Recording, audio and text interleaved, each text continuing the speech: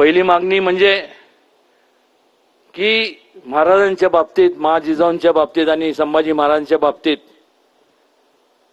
एक कायदा करण्यात यावा, तो सुद्धा कॉग्निझेबल, नॉन बेलेबल आणि किमान 10 वर्ष त्याला बेल मिळाली नाही पाहिजे.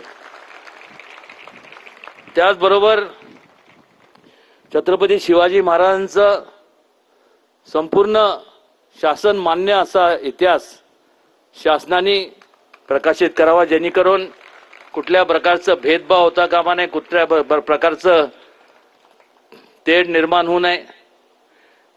आणि सिनेमॅटिक लिबर्टीच्या बाबतीत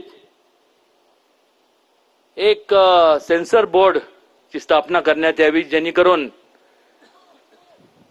एखादा स्वतःच्या कल्पनेतून एखादी कादंबरी लिहितो, पण त्याला कुठलाही ऐतिहासिक त्याचे पुरावे नसतात.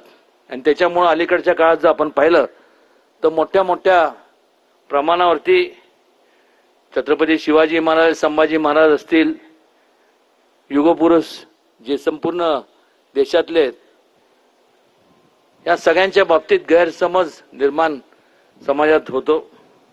आणि त्यामुळं एक सेन्सर बोर्डची स्थापना करण्यात यावी.